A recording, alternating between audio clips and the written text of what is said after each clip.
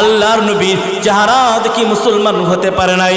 আল্লাহর নবীর কাছে এই আসকালানি চিঠি লিখলেন, ইয়া রাসূলুল্লাহ, ইয়া হাবিবাল্লাহ, নবী গো, আমি তো আপনার চেহারা দেখতে চাই, আমি আপনার চেহারা দেখে আমি সাহাবীর মর্যাদা পেতে চাই, কিন্তু নবী গো,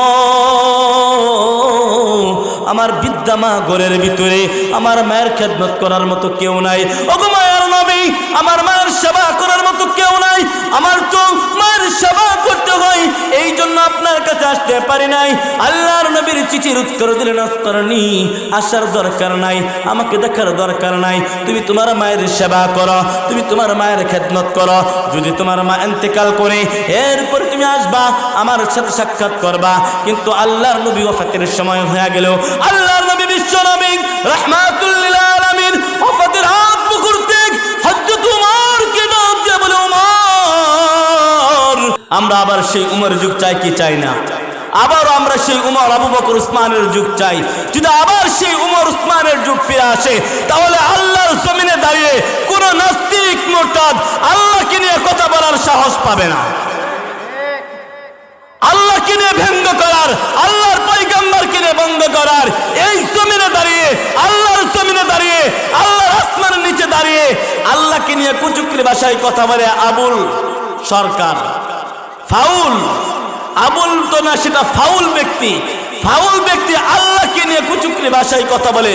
ও মুসলমান, আবার যদি সেই আবু বকর, উসমানের মতো যুগ যদি ছুড়ে আসে, তাহলে এদের মতো নাস্তিক মুরতাদ কথা তো দূরস্থান, আল্লাহকে নিয়ে কুচুকরি ভাষায় কথা বলার সাহস পাবে না। আমাদেরকে গর্জে উঠতে হবে, আমাদেরকে সজাগ হতে হবে। আল্লাহর জমিনে দাঁড়িয়ে আল্লাহকে নিয়ে কথা বলবে, ব্যঙ্গ করবে, আল্লাহর পয়গম্বরকে নিয়ে ব্যঙ্গ করবে, এদের টুটি চিপে ধরতে হবে, চিপা টেনে ছিঁড়ে ফেলতে হবে এদের। কারণ এই জমিন আল্লাহর জমিন, এই জমিনে দাঁড়িয়ে আল্লাহকে নিয়ে ব্যঙ্গ করবে সাহসকার হতে পারে না।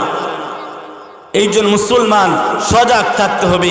যখনই যেখানে আল্লাহ এবং আল্লাহ রাসূলকে নিয়ে ব্যঙ্গ করা হবে, আমাদের সেই প্রতিবাদ করতে হবে, আমাদের লড়াই করতে হবে। আল্লাহর জমিনে দাঁড়িয়ে লড়াই আমাদের করতে হবে। কারণ এই জমিন পবিত্র জমিন, এই জমিন খান জাহান আলীর জমিন, এই জমিন শাহ পরানের জমিন, শাহ মখদুমের জমিন। এই জমিনে কোনো নাস্তিক মুরতাদ আল্লাহ, আল্লাহর রাসূল, আল্লাহর কোরআনকে নিয়ে ব্যঙ্গ করতে পারবে না। কারণ এই জমিন হলো আল্লাহ ওয়ালার জমিন, এই জমিন হাফিজের জমিন, এই জমিন সাদের জমিন, এই জমিন মাওলানা মতিউর রহমানের মতো ব্যক্তিত্বের জমিন। এই জমিনে কোনো নাস্তিক মুরতাদের ঠাঁই হবে না। লড়াই করতে হবে, আমাদের লড়াই ঝাঁপিয়ে পড়তে হবে। যখনই উলামায়ে কেরাম ডাক দিবে, তখনই আমাদের লড়াই ঝাঁপিয়ে পড়তে হবে। আমরা তৈরি আছি তো ইনশাআল্লাহ, আমাদের তৈরি থাকতে হবে। হযরতুল আল্লামা আল হযরত মাওলানা মতিউর রহমান সাহেব দামাত বারাকাতুহুম বারাকাল্লাহু লানা ফি হায়াতি, আজকের এই মাহফিলের সম্মানিত উলামায়ে কেরাম, জাতির কর্ণধার, জাতির রাহবার হযরত উলামায়ে কেরাম, আমার সামনে উপবিষ্ট আছেন দিন প্রিয়, ইসলাম প্রিয় মুসলমান ভাইয়েরা, বুড়া বাবাজিরা, যুবক বন্ধুরা, পর্দার আড়ালে থাকা পর্দানিশী মা ও বোনেরা, সর্বপ্রথম মহান মহিয়ান গরিয়ান সর্বশক্তিমান রব্বুল ইজ্জত রব্বুল আলামিনের দরবারে কালিমাতুশ শুকর আদায় করে নিচ্ছি, যে মালিক অত্যন্ত মায়া করে, মেহেরবানি করে, রহমতি বরকতি জান্নাতের বাগানে আমাকে আপনাকে আসবার বসবার তৌফিক দান করেছেন। এই জন্য রব্বে কারীমের দরবারে কালিমাতুশ শুকর আদায় করে সকলে একবার পড়ে নেই আলহামদুলিল্লাহ। মুহতারাম হাজিরিন, আজকের এই মাহফিল এটা আজকে পর্যন্তই সীমাবদ্ধ, আগামীকাল থাকবে না। এই মাহফিলটা হতে পারে দুনিয়ার জমিনে হচ্ছে, কিন্তু এর আলোচনা আল্লাহর আসমানে হচ্ছে। জমিনে মাহফিল হচ্ছে, আলোচনা হচ্ছে আসমানে। পানের মজলিস, জান্নাতের বাগান বলা হয়। এই মজলিসে বসতে আল্লাহ তাআলা জিন্দেগীর গুনাহগুলি মাফ করে দেয়। এটা দুনিয়াবি কোনো মজলিসের মতো মজলিস নয়। দুনিয়ার মজলিসের জন্য মানুষ বীর জমায়। এখানে যদি দুনিয়ার কোনো মজলিস হইতো, টাকার বিনিময়ে হইতো, তাহলে জায়গা হইতো না। কিন্তু এই জায়গায় টাকা দেওয়া হয় না, কিন্তু এই জায়গা থেকে জান্নাতের ঘোষণা দেওয়া হয়। মজলিসে আসবে বসবে তারা জান্নাতি বলে ঘোষণা দেওয়া হবে, তাদেরকে নিষ্পাপ মাসুম বলা হয়। এই জমিনে এই জায়গাটা অনেক দামি জায়গা, অনেক দামি একটি জায়গা। যারা আসতে পারছে তারা ভাগ্যবান, যারা এখন আসি না এসে বসে যায় জান্নাতের বাগানে। ঈমান আমাদের জীবনের সবচেয়ে বড় দৌলত। আমাদের ঈমান হলো সবচেয়ে দামি ঈমান। আমাদের ঈমান আজ দুর্বল, আমাদের ঈমান এতটাই দুর্বল, আল্লাহু আকবারের আওয়াজ আমরা জুড়ে নিতে পারি না। আমাদের ঈমান আজ এতটাই দুর্বল, ঘর ছেড়ে মসজিদে যাইতে পারি না। আমাদের ঈমান আজ এতটাই দুর্বল, দোকান থেকে উঠে নামাজে আসতে পারি না। আমাদের ঈমান এতটাই দুর্বল, আল্লাহর জন্য জিহাদ করার সাহস আমরা পাই না। আমাদের কিন্তু ঈমান দুর্বল। আজকে এই জায়গায় মাহফিল হচ্ছে, এখান থেকে বাইরে মানুষ বেশি ঘোরাফেরা করতেছে, ঈমান তাদের দুর্বল। আমাদের ঈমান আবু বকরের ঈমানের মতো হয় নাই, আমাদের ঈমান হযরতে বেলালের মতো হয় নাই। আরে বেলালকে মারা হতে আর আল্লাহু আকবার জুড়ে জুড়ে নিতেন, আর আমরা ভয় করে আরে আল্লাহু আকবার জুড়ে নিব, ওমকে শুই না ফেলে কি বলবো। মুসলমান বন্ধুরা আমার, আল্লাহর নবীর সাহাবী হযরতে বেলাল হাফসী রাদিয়াল্লাহু তাআলা আনহুর ঈমান কত শক্তিশালী ঈমান ছিল। হযরতে বেলাল হাফসী রাদিয়াল্লাহু তাআলা আনহু কালিমা পড়ে যখন মুসলমান হলেন, তার মালিক ছিল ইহুদি উমাইয়া। ও মুসলমান বন্ধু, হযরতে বেলাল হাফসী রাদিয়াল্লাহু তাআলা আনহুকে যখন ঈমান আনার কারণে যখন কাফের উমাইয়া মারে, উমাইয়া আল্লাহু আকবার আল্লাহর নাম জুড়ে জুড়ে চিল্লায় চিল্লায় নেই। রাস্তা দিয়ে হেঁটে যায় হযরতে বেলাল, হযরত আবু বকর সিদ্দিক রাদিয়াল্লাহু তাআলা আনহু, আবু বকর সিদ্দিক ডাক দিয়ে বলে, ভাই বেলাল, তুমি এত জোরে আল্লাহর নাম নাও কেন? তুমি যত জোরে আল্লাহর নাম নাও, উমাইয়া তোমাকে ততই জোরে জোরে মারে, উমাইয়া তোমাকে তত আঘাত করে।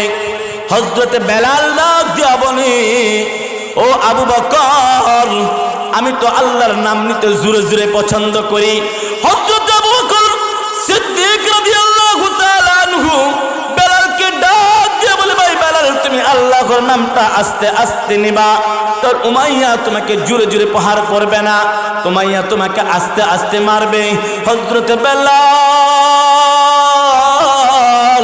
আবু বকরকে ডাক দেয়া বলে, ভাই আবু বকর, চেষ্টা করব আস্তে নেওয়ার। পরের দিন যখন আবার আবু বকরের রাস্তা দিয়ে হেঁটে হেঁটে যাই, বেলাল জোরে জোরে আল্লাহু আকবার বলে। আবার পরের দিন দেখি একই অবস্থা, বেলাল যত জোরে আল্লাহু আকবার বলে, উমাইয়া তত জোরে জোরে বেলালকে প্রহার করে। একদিন, দুই দিন, তিন দিন যাওয়ার পর আবু বকর বেলালকে ডাক দিয়া বলে, রে ভাই বেলাল, কারণ কি, কারণ কি? তোমাকে বলা হলো আস্তে আস্তে আল্লাহর নাম নেওয়ার জন্য, এরপরেও তুমি জুড়ে জুড়ে আল্লাহর নাম নেও। তুমি যত জুড়ে আল্লাহর নাম নাও, তত জুড়ে উমাইয়া তোমাকে আঘাত করে। হযরতে বেলাল এবার ডাক দিয়া বলে, আবু বকর, তাহলে কারণ শুনবানি, আমি যখন আল্লাহু আকবার জুড়ে নেই আর উমাইয়া যখন আমাকে জুড়ে জুড়ে পার করি, উমাইয়ার পাহাড়গুলি আমি আল্লাহু আকবার নাম নেওয়ার সঙ্গে সঙ্গে উমাইয়া দেওয়ার পাহাড়গুলি আমি সঙ্গে সঙ্গে ভুলে যাই। বেলাল বলে, উমাইয়া যত জুড়ে আমারে মারে, আমি যখন আল্লাহু আকবার জুড়ে বলি, সঙ্গে সঙ্গে আমি মায়ের কথা ভুলে যাই, আমার আর সেই কথা স্মরণ থাকে না। দেখেন তার ঈমান কত শক্তিশালী ঈমান ছিল। আর আমাদের ঈমান, আমাদের ঈমান ঘর থেকে মসজিদে আনতে পারে না, মায়ের তো পরের কথা। আমাদের ঈমান এত দুর্বল ঈমান, যে ঈমান আমাকে বাহির থেকে প্যান্ডেল এনে বসাইতে পারে না, এত দুর্বল ঈমান। মুসলমান ভাইরা আমার, আল্লাহ রাব্বুল আলামিন কোরআনে কারীমের ভিতরে যে কথাটা বলেছেন, আমি আমার মূল আলোচনার দিকে যাই। আল্লাহ রাব্বুল আলামিন কোরআনে কারীমে বলেন, ওয়া কাদা রাব্বুকা আল্লা তা'বুদু ইল্লা ইয়্যা। আল্লাহ রাব্বুল আলামিন বলেন, ও দুনিয়ার মানুষেরা, করে শোনো, আমি আল্লাহ তাআলার ফয়সালা হলো, আমি আল্লাহ তাআলার আদেশ হলো তোমরা আমি আল্লাহর ইবাদত করবা। ইবাদত করতে হবে কার? জোরে আওয়াজ দিয়ে বলেন ইবাদত করতে হবে কার? আল্লাহ বলেন ও দুনিয়ার মানুষেরা তোমরা খেয়াল করে শোনো, একমাত্র আমি আল্লাহর ইবাদত করতে হবে। আল্লাহ তাআলা অন্য আয়াতে বলেন ওয়ামা খালাকাতুল জিন্না ওয়াল ইনসা ইল্লা লিয়াবুদুন।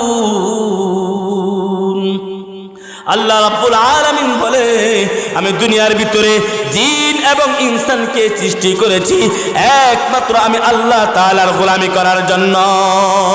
তাহলে মুসলমান বন্ধুরা আমার বুঝে থাকলে বলুন ইবাদত করতে হবে কার জন্য? ও মুসলমান, ইবাদত করতে হবে আল্লাহর জন্য। এটাই আমার মহান মালিকের ফয়সালা।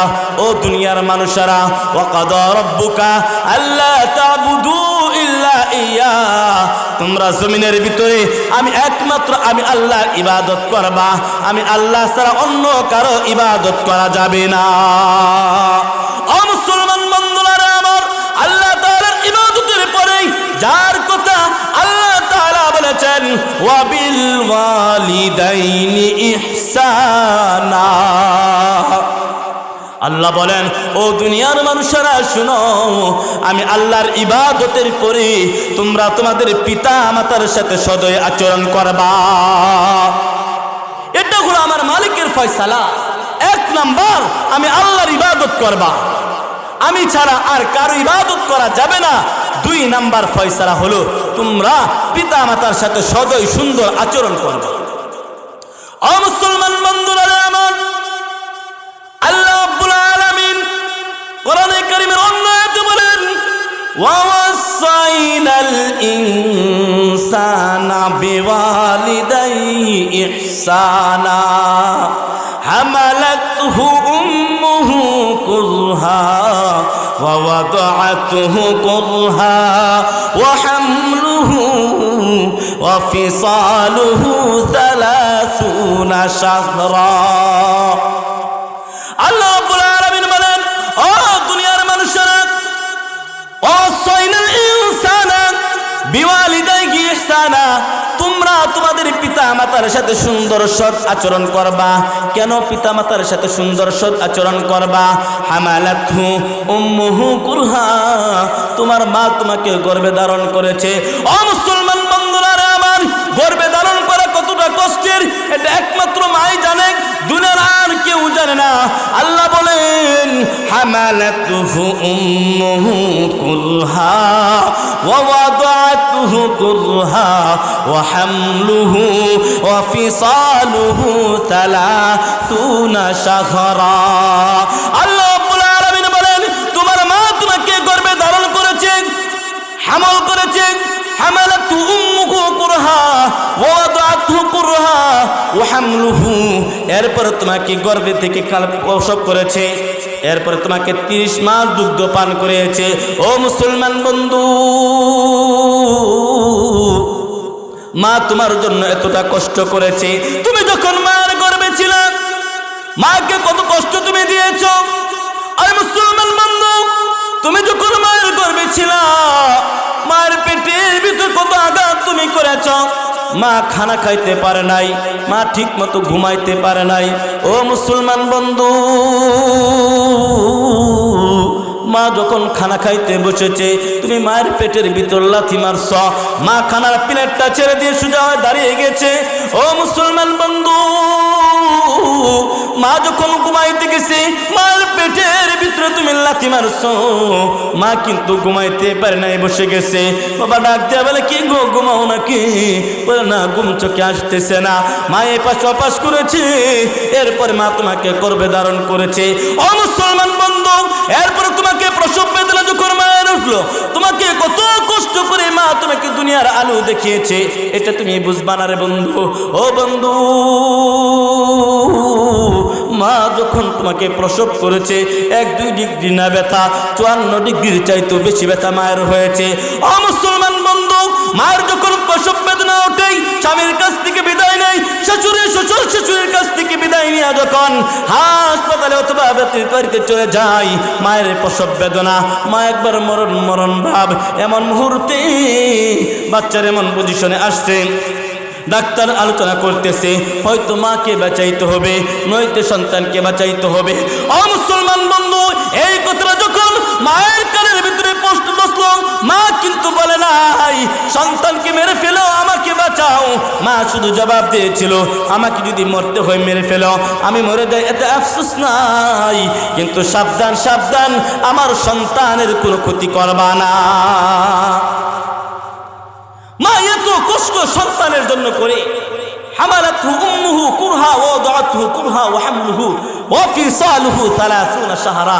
এরপর 30 মাস দুগ্ধ পান করাইছে মা, তোমার সেবা করেছে। এই তোমার সেবা করতে গিয়ে মাকে তুমি কত কষ্ট দিয়েছো। মায়ের যখন তোমাকে দুনিয়ার আলো দেখাইলো, মায়ের কোলে প্রস্রাব করে দিছো, পায়খানা করছে, মা এইভাবেই খেয়ে ফেলেছে। মায়ের ডানে শোয়াইছে, প্রস্তাব করে দিচ্ছে, মায়ের বামে নিছে, বামে প্রস্তাব করেছে, আবার ডাইনে নিছে, সব যখন ভিজিয়ে ফেলেছে, মা তোমাকে বুকের উপরে চাপ দিয়ে রাখছে, তোমার যেন ঠান্ডা না লাগে।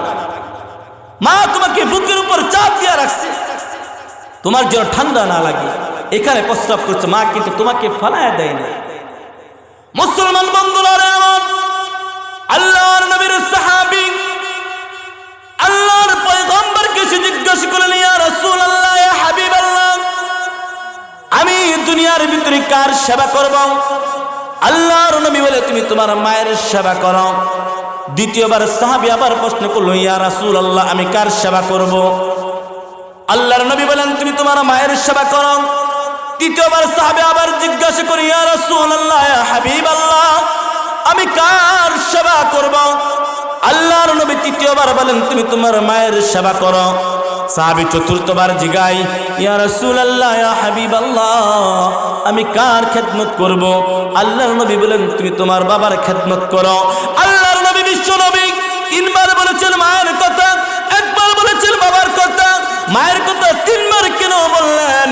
মা বড় বড় তিনটা কষ্ট পারি দেয়। এক হলো গর্ভে ধারণের কষ্ট, দ্বিতীয় প্রসব বেদনার কষ্ট, তৃতীয়ত দুনিয়ার ভিতরে দুগ্ধ পান লালন পালনের কষ্ট।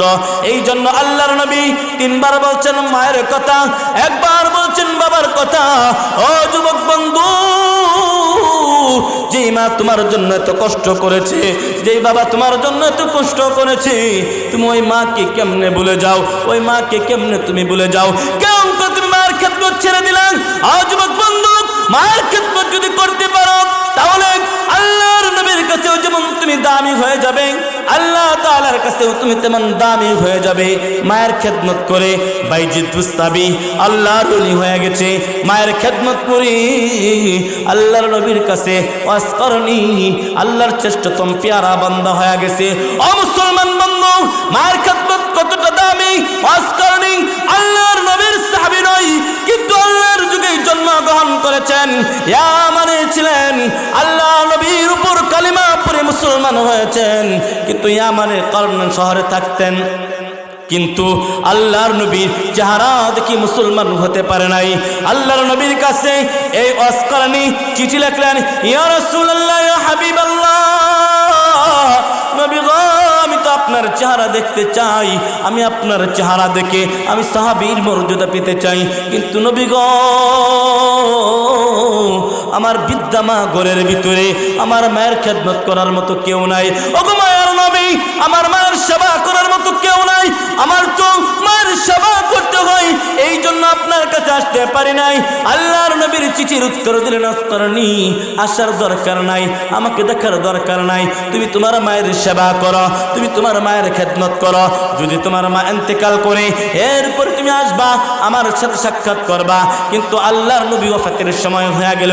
আল্লাহর নবী বিশ্ব নবী রাহমাতুল লিল আলামিন ওয়াফাতের হাত মুকুরতে হযরত উমরকে ডাক দিয়ে বলে, উমর, ইয়ামান থেকে ওয়াসকারনি নামে একজন ব্যক্তি আসবে, তার চেহারাটা হবে এমন, তার দেখতে গঠনটা হবে এমন। ওয়াসকারনি যখন এই মদিনায় আসবে, আমাকে পাবে না, আমাকে না পায় পাগল হয়ে যাবে।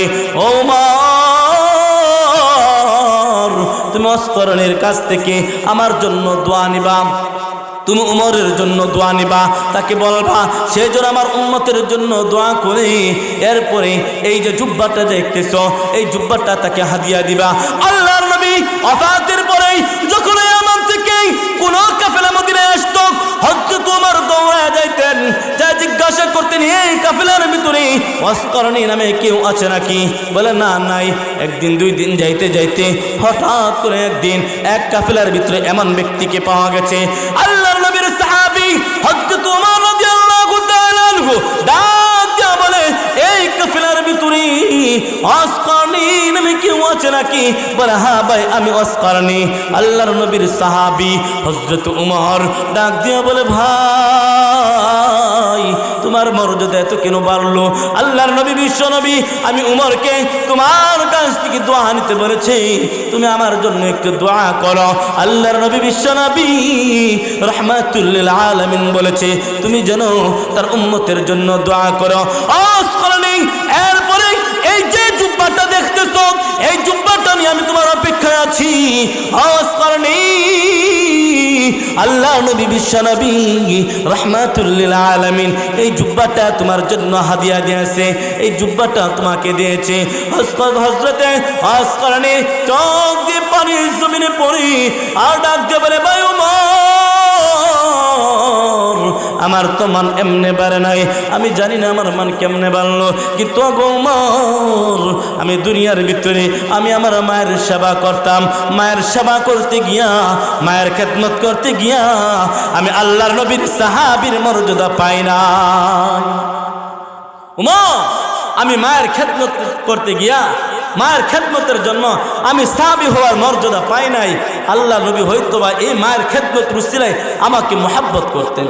ও মুসলমান ভাইরা আমার, তাহলে আমাদের হক হলো মুসলমান ভাইরা আমার, আমাদের হক হলো পিতামাতার খেদমত করা, এটাও আমাদের দায়িত্ব। কিন্তু আমরা এখন পিতা মাতার খেদমতের জন্য বৃদ্ধাশ্রম বেছে নিছি। এখন মায়ের খেদমত আমার ভালো লাগে না, আমরা আমাদের মাদেরকে বৃদ্ধাশ্রমে পাঠিয়ে দেই। বাবা যখন বার্ধক্যতায় চলে আসে বৃদ্ধাশ্রমে পাঠিয়ে দেই। ও মুসলমান বন্ধু, একটা বার চিন্তা করিয়া দেখো, তুমি ছোট্টকালে কত অত্যাচার করেছো, কত অপমান হয়েছ, কত মাকে কষ্ট দিয়েছ। মা কিন্তু তোমাকে ছুঁড়ে ফেলে নাই, মা কিন্তু তোমাকে কোথাও রেখে আসে নাই।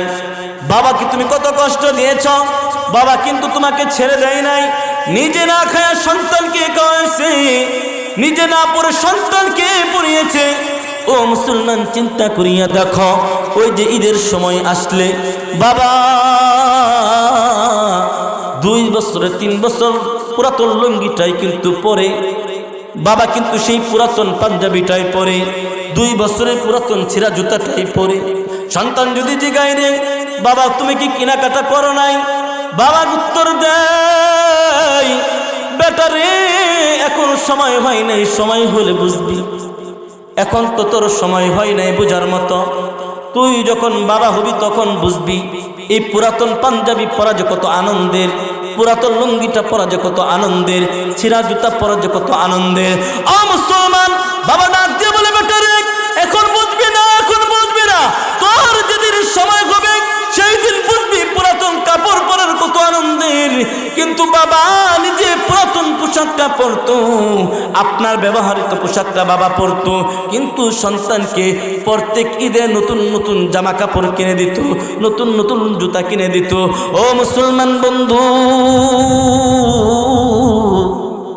এই যে বাবা তোমার জন্য কষ্ট করছে, এই কষ্টটা তোমাকে লালন পালন করেছে তো কষ্ট করে, বাবা সারাদিন পরিশ্রম করে, দিন রাত পরিশ্রম করে, সারাদিন পরিশ্রম রোদে খেটে পড়ে বাবা যখন বিকাল বেলায় বাড়িতে আসছে তোমার জন্য একটা বিস্কিট কিন্তু নিয়ে আসছে, আজ তুমি তোমার বাবার মুখে খাবার তুলে দিতে পারো না। ও বন্ধু,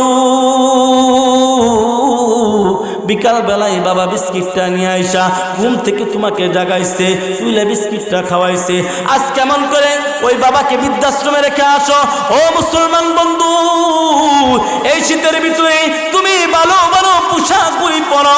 তোমার বাবা মাই কিন্তু ভালো পোশাক পরতে পারে না, পুরাতন পোশাকগুলি পরে, এরপরেও কোনো অভিযোগ নাই। তুমি কেমন করে ওই মাকে কষ্ট দাও, কেমন করে তুমি ওই বাবাকে কষ্ট দাও, একটাবার বোঝার চেষ্টা করে বন্ধু। ও মুসলমান, একটাবার বোঝা, এই বাবা এত কষ্ট তোমার জন্য করেছে, কেন করেছে? সন্তান যেন প্রতিষ্ঠিত হয়, এই সন্তান যেন সন্তানের মতো হয়, ভালো একটা মানুষ হয়, সুশিক্ষায় শিক্ষিত হয়। আজকে যখন তোমাকে সুশিক্ষায় শিক্ষিত বানাইলো, এরপর তুমি তোমার বাবা মাকেই ভুলে গেছ।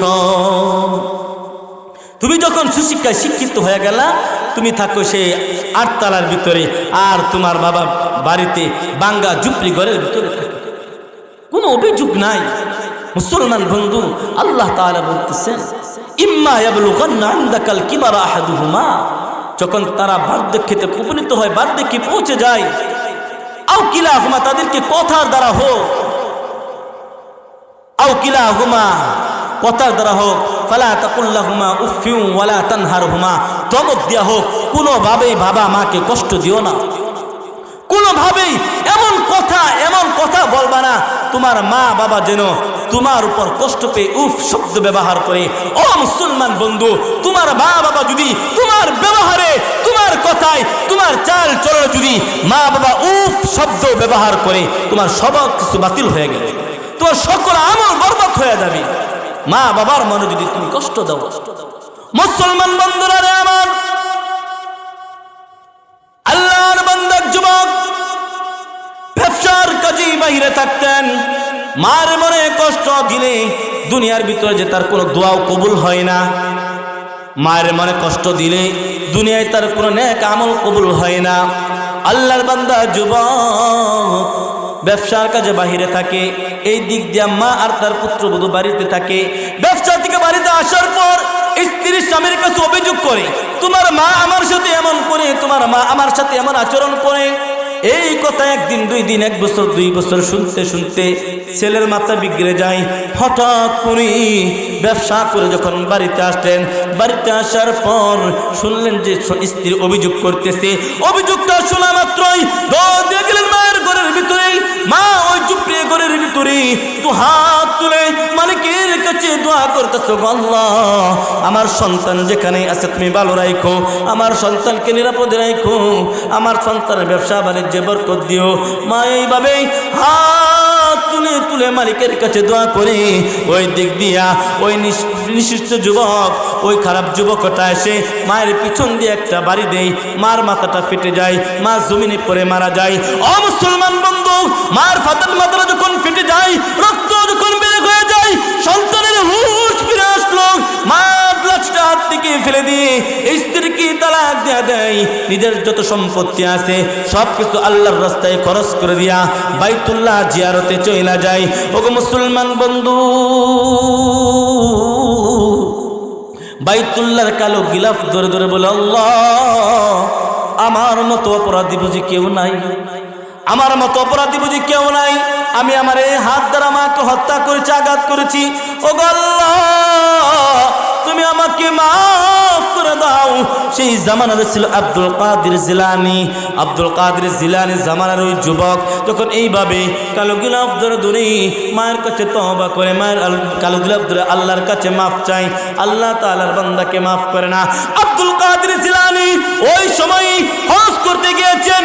হজ করার পর আব্দুল কাদের জিলানী আল্লাহকে ডাক দিয়া বলো, আল্লাহ আমার জানতে বড় মন চাই, এই বছর যারা তোমার ঘরখানায় কাবায় আসছে তুমি কি তাদেরকে মাফ করছো নি?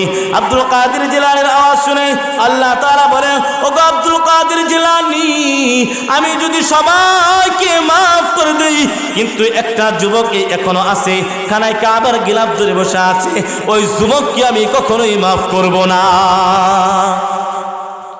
আব্দুল কাদের জিলানী বড় কৌতূহল জাগলো, ওগো আল্লাহ এই যুবকের কি অপরাধ যার জন্য তুমি মাফ করবা না? তাহলে তো তুমি যুবকের কাছ থেকে শোনো, ওই যে খানায় কাবা দেখতেছো, খানায় কাবার পাশে ওই যুবকটা আছে আব্দুল কাদের জিলানী। ওই যুবকের কাছে যাইয়া সালাম দেওয়ার সঙ্গে সঙ্গে সালামের উত্তর দিয়া যুবকটা ডাক দিয়ে বলে, তুমি হলে আব্দুল কাদের জিলানী? কত বড় আবেদ! তুমি আব্দুল কাদের জিলানী? হ্যাঁ আমি আব্দুল কাদের জিলানী। তুমি আমারে চেনো কেমনে? আল্লাহ আমার জানায় দিছে তুমি যা আসতেছো। দেখছেন কত বড় আবেদ! তো আল্লাহ জানায় দিছে তুমি যা আমার কাছে আসতেছো। আব্দুল কাদের জিলানী বলে, তোমার এই অবস্থা কেন? এবার যুবক ডাক দিয়ে বলেন, ওগো আব্দুল কাদের জিলানী, আমি তো এমন ছিলাম না। আমি আমার গ্রামের প্রসিদ্ধ ধনী একজন ব্যক্তি ছিলাম। আমার সহায় সম্পত্তির কোনো অভাব ছিল না। আমার সুখে একটা পরিবার ছিল। আব্দুল কাদের জিলানী বলে, তাহলে তুমি খানার কাবার গিলাফ ধরে এইভাবে কতদিন ধরে পড়ে আছো? যুবকটা এবার ডাক দেয়া বলে, একদিন দুই দিন নয়, এক দুই বছর নয়, প্রায় 40 বছর ধরে আমি খানায় কাবার গিলাফ ধরে পড়ে আছি। এই যে আমার হাত দুইটা দেখতেছো, এই হাত দুইটা কিন্তু কাইটা ফেলাইছি। কারণ হলো হাত আস্তে আস্তে পচন ধরেছে, হাত দুইটা কাইটা ফেলাইছি। পা পচন ধরেছিল, পা দুইটাও কাইটা ফেলতে হয়েছে। আব্দুল কাদের জিলানী ডাক দিয়া বলে, এই অবস্থা তোমার কেমন হইল? যুবকটা ডাক দিয়া বলে, আব্দুল কাদের, আমি প্রসিদ্ধ একজন ব্যবসায়ী ছিলাম। আমি ব্যবসার কাজে পড়ার সময় বাহিরে থাকতাম, আমি বাড়িতে আসতাম, আমার স্ত্রী আমাকে নানান কথা বলতো। একদিন রাগ নিয়ন্ত্রণ করতে পারি নাই। ও আব্দুল কাদের, আমার রাগ নিয়ন্ত্রণ না করিয়া আমি আমার মায়ের মাথায় আঘাত করলাম। মা জমিনে পড়ে গেল, জমিনে পড়ে মারা গেল। ও আব্দুল কাদের, ওই সময় থেকে আমি আমার স্ত্রীকে তালাক দিয়েছি, আমার সহায় সম্পত্তি সব কিছু আল্লাহর রাস্তায় খরচ করেছি। এরপরে আস্তে আস্তে আমার হাতের ভিতরে একটা ফোড়া হলো, ফোড়াটা আস্তে আস্তে দুটো হাত পচে গেল। পচতে পচতে যখন এই পর্যন্ত আসলো, ডাক্তার বললো কাইটা ফেলার জন্য। আমি আমার হাত দুইটাও কাইটা ফেলাইছি, আমার পা দুইটাও কাইটা ফেলাইছি। ও আব্দুল কাদের, এইভাবে 40 বছর ধরে খানায় কাবার গিলাফ ধরে আমি মাফ চাই। আব্দুল কাদের এবার ডাক দিয়ে বলে, ও যুবক, এইভাবে 40 বছর নয়, 40,000 বছর যদি খানার কাবার গিলাফ ধরে কান্দো, কোনো লাভ নাই, কোনো লাভ নাই। তুমি যেই জায়গা থেকে আসছো ওই জায়গায় তোমার মায়ের কবর আছে নাকি? হ্যাঁ আছে। কবরের পাশে চলে যাও, যে মালিকের কাছে দোয়া করো, মালিক যেন তোমার মাকে জান্নাত নসিব করে। মালিকের কাছে সওয়াব রেসানি করো, মালিকের কাছে মাফ চাও। ও যুবক, তুমি যদি মালিকের কাছে মাফ চাইতে পারো, আর মালিক যদি তোমার মাকে মাফ করে জান্নাত দিয়া দে, তাহলে হতে পারে মায়ের উসিলাই আল্লাহ তাআলা তোমাকেও মাফ করে দিবে। আমরা আমাদের এই হাত দ্বারা মাকে আঘাত করি। এই হাত দ্বারা কত সন্তান আছে। ও সন্তান, যুবক, তোমাকে বলতে চাই, কেমনে তুমি তোমার হাত দ্বারা মা বাবাকে আঘাত করো? নিশার টাকার জন্য, মোবাইলের জন্য, পেন্সিলের জন্য, নানান দেওয়ার জন্য এই হাত দ্বারা মাকে আঘাত করো। ও যুবক, আল্লাহ যদি চাই তোমার এই হাত তো পৌঁছে দিতে পারে। এই জন্য জীবদ্দশায় হক হলো মায়ের সেবা করা, মায়ের খেদমত করা। এই হাত দ্বারা মাকে আঘাত করার জন্য নয়, মাকে খেদমত করার। এই জবান দ্বারা মাকে কষ্ট দেওয়ার জন্য তো আল্লাহ দেয় নাই। আল্লাহ বিধান দিয়েছে, এই জবান দ্বারা এমন কথাও বলবা না যেই কথার কারণে মা তোমার উপর রাগান্বিত হয়ে উফ শব্দ ব্যবহার করে। এটা হলো হক। যদি মা বাবার প্রতি কেউ খারাপ আচরণ করে, মা বাবাকে কষ্ট দেয়, ওই ব্যক্তির দুনিয়ার ভিতরে কোনো দোয়া কবুল হবে না, ওই ব্যক্তির কোনো দোয়া কবুল হবে না, ওই ব্যক্তির আমল আল্লাহ তাআলার কাছে কবুল হবে না মা বাবাকে কষ্ট দিলে। এই জন্য যাদের মা বাবা বেঁচে আছে, আমাদের পূর্ণ প্রতিজ্ঞা করতে হবে, আমরা আমাদের মা বাবাকে কষ্ট দিব না, মা বাবাকে কখনো আঘাত করব না।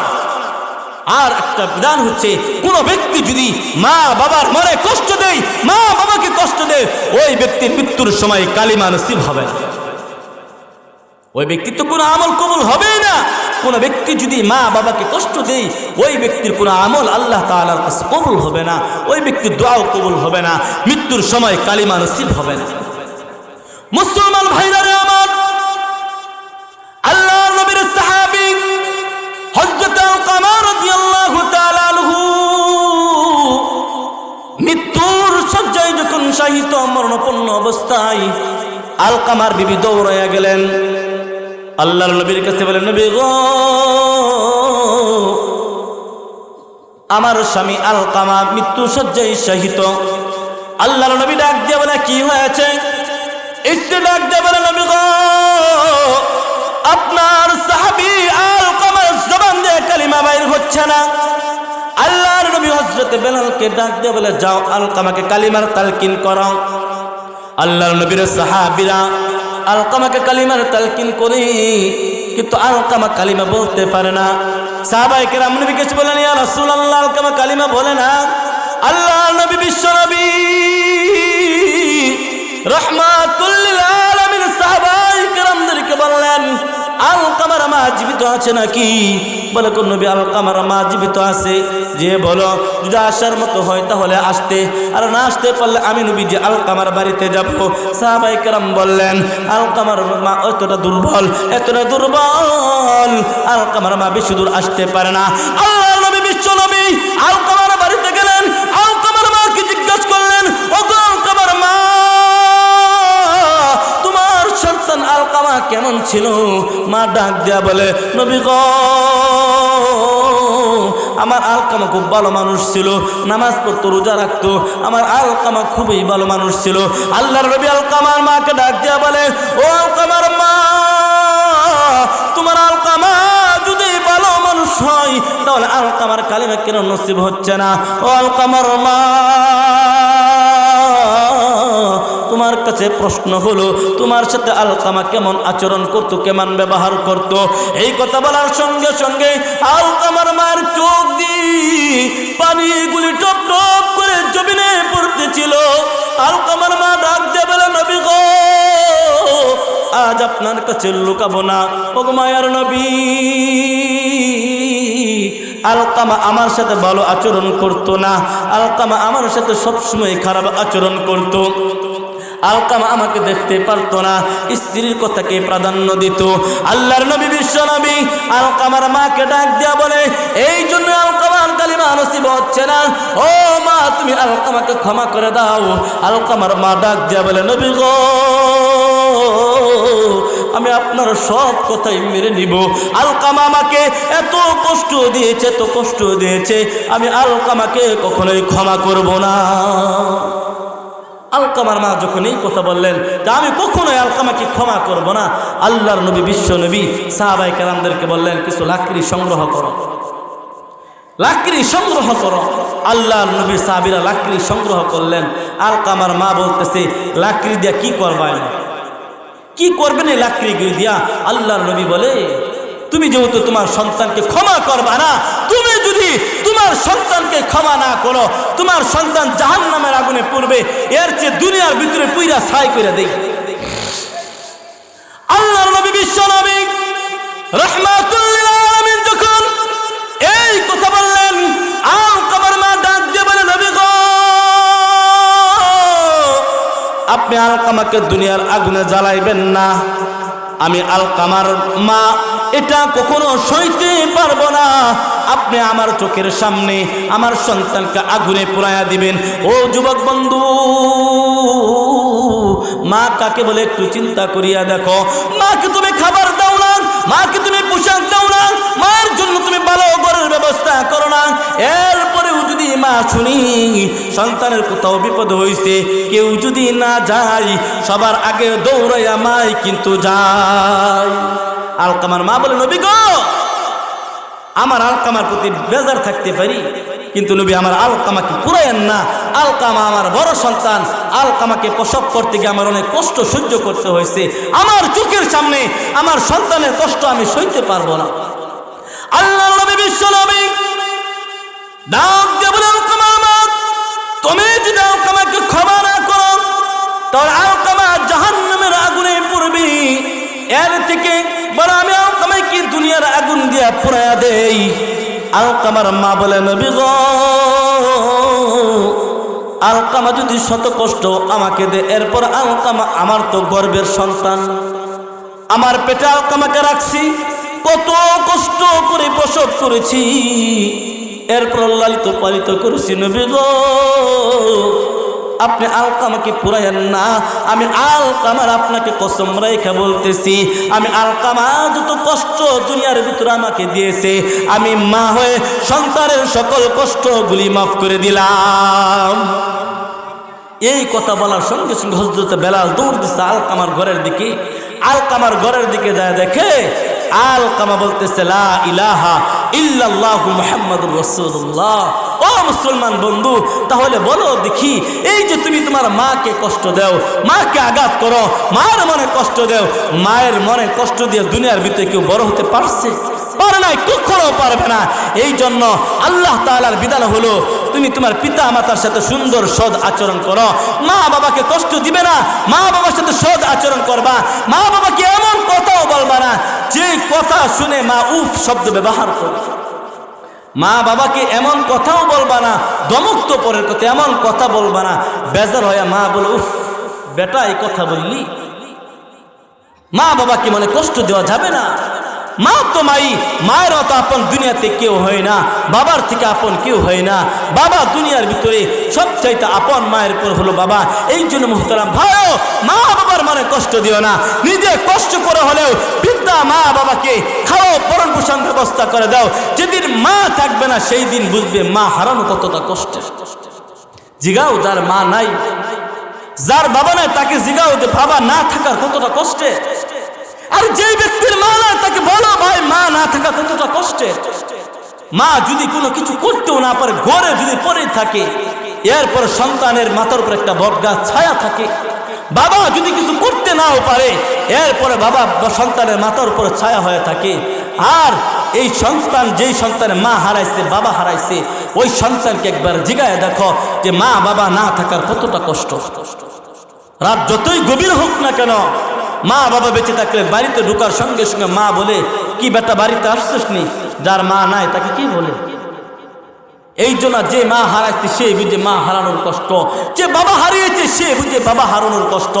এই জন্য মুহতারাম ভাই, মা বাবার মনে কষ্ট দিও না, মা বাবাকে আঘাত দিও না, মা বাবার সাথে খারাপ আচরণ কইরো না। যাদের মা বাবা দুনিয়ায় বেঁচে আছে, কোন প্রতিজ্ঞা করো আমি আমার মা বাবার সাথে সদয় আচরণ করব, আর কখনো খারাপ আচরণ করব না। আর যাদের মা বাবা দুনিয়ায় নেই, অন্ধকার কবরের বাসিন্দা হয়ে গেছে, তাদের জন্য বেশি বেশি রব্বির হামহুমা কামা রব্বায়ানি বলে দোয়া করো। মায়ের জন্য কোরআন খতম করো, সূরা ইখলাস, সূরা ফাতিহা পড়ে পড়ে মা বাবার জন্য দোয়া করো। মৃত্যুর পরে হক হচ্ছে মা বাবার জন্য দোয়া করা। মা বাবা জীবিত দশায় মা বাবার খেদমত করা, সদয় আচরণ করা। মা বাবা মরার পরে সন্তানের উপর হক হলো মা বাবার জন্য দোয়া করা। এমনও সন্তান আছে, এমন সন্তান আছে মা বাবার জন্য মাস তো দুরুস্তান বছরে একবার দুই হাত তুলে মালিকের কাছে বলে না রব্বির হামহুমা কামা রব্বায়ানি সগীরা, বলে না। এই জন্য মুহতারাম ভাইও, মা বাবা দুনিয়ার সব থেকে আপন। মা বাবার সাথে সুন্দর সদ আচরণ করবা। আল্লাহ তাআলা এটাই বুঝাইতে চাইছেন, ওয়াকাদা রাব্বুকা আল্লা তা'বুদু ইল্লা ইয়্যা, একমাত্র তোমরা আমি আল্লাহর ইবাদত করবা। ওয়া বিল ওয়ালিদাইনি ইহসানা, পিতা মাতার সাথে সুন্দর সদ আচরণ করবা। এই দুইটা হক আল্লাহ তাআলা খুবই গুরুত্বপূর্ণ। আমরা তো গুনাহ করতে করতে জীবনকে শেষ করে দিচ্ছি। আমরা যে পরিমাণ গুনাহ করি মুহতারাম ভাইও, দুনিয়ার যে পরিমাণ নাফরমানি করি মা বাবার সাথে, মা বাবার সাথে আল্লাহর সাথে যে পরিমাণ নাফরমানি করি, আল্লাহ যদি বেজার হয়ে যাইতো আমাদের উপর, নারাজ হয়ে যাইতো, আমাদের সব কিছু বন্ধ হয়ে যাইতো। মুসা পয়গম্বরের জামানার ঘটনা শুনেন নাই? আল্লাহর পয়গম্বর মুসার জামানায় এক ব্যক্তি এত নাফরমানি করছে, এত নাফরমানি করছে, এই নাফরমানির কারণে আল্লাহ তাআলা বৃষ্টি বন্ধ করে দিচ্ছে। নাফরমানি করার কারণে আল্লাহ তাআলা বৃষ্টি বন্ধ করে দিচ্ছে। এলাকার সমস্ত লোক মুসা পয়গম্বরের কাছে গেছে, যাই বলছে পয়গম্বর মুসা আল্লাহ তাআলার কাছে দোয়া করো আল্লাহ যেন বৃষ্টি দেয়। বলে ঠিক আছে, অমুক দিন আইসো, অমুক দিন আইসা বইসো, দোয়া করাবো। একটা সময় নির্ধারণ করে দিলেন, সময়টা নির্ধারণ করে দিলেন। অমুক দিন দোয়ার আয়োজন করা হয়েছে বৃষ্টির জন্য। বৃষ্টির অভাবে গাছপালাগুলি শুকিয়ে যাচ্ছে, বাচ্চাদের কষ্ট হচ্ছে, ফসলগুলি মরে যাচ্ছে, কাঠ হয়ে যাচ্ছে। হযরত মুসা পয়গম্বর মালিকের কাছে দোয়া করে, মালিক বৃষ্টি দেয়া দাও, উম্মতকে বৃষ্টি দেয়া দাও, আর কত কষ্ট দিবা। মালিক মুসা যখন আল্লাহ তাআলার কাছে দোয়া করে, ওগো আল্লাহ বৃষ্টি দাও, আল্লাহ গায়েব থেকে আওয়াজ দেয়, মুসা সম্ভব না, বৃষ্টি দেওয়া যাবে না।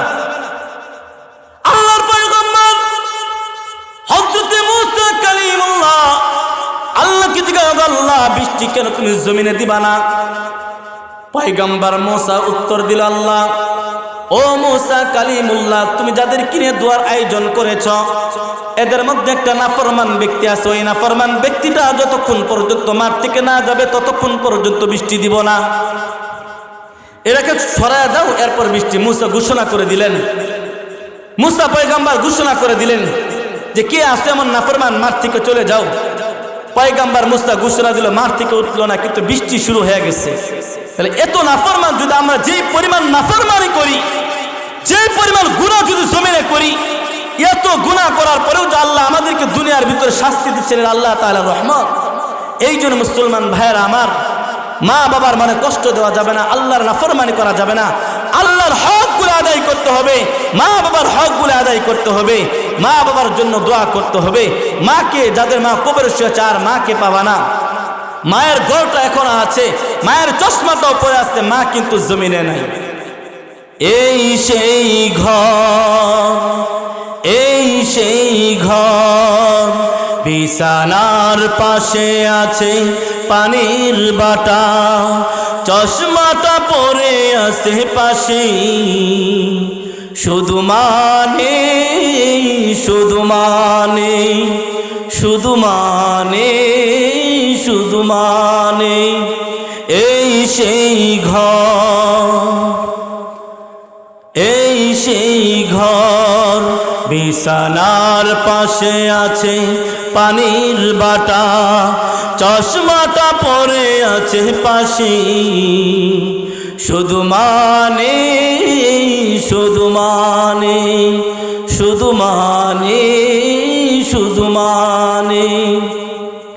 দরজাটা খুলতে কে যায় দোকান, মা বুঝি বলছে এলি নাকি খোকা। দরজাটা খুলতে কে যায় দোকান, মা বুঝি বলছে এলি নাকি খোকা।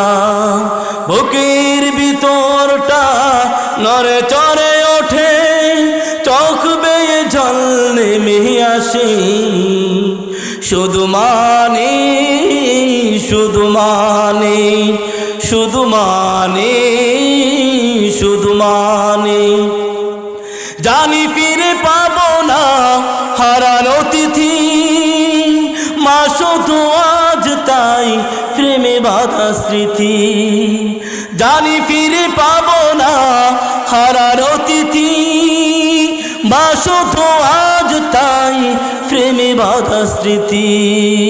মায়ের ছবিটা আজ প্রেমে বাঁধানো, আমার দেখে চেয়ে আছে, শুধু মানে, শুধু মানে, এই সেই ঘর, এই সেই ঘর, বিছানার পাশে আছে পানির বাটা, চশমাটা পরে আছে পাশে, শুধু মানে, শুধু মানে, মানে, শুধু মানে। কবর রেখে আসছি, ওই সমস্ত মা বাবার কবরকে জান্নাতে আলো দ্বারা ভরপুর করে দিয়ে জয় বলেন আমিন। যাদের পিতামাতা দুনিয়ায় বেঁচে আছে তাদের খেদমত করে জান্নাত হাসিল করার তৌফিক দান করুন, আমিন। ও আখির দাওয়ানা আলহামদুলিল্লাহি রাব্বিল আলামিন। আসসালামু আলাইকুম ওয়া রাহমাতুল্লাহি ওয়া বারাকাতুহু।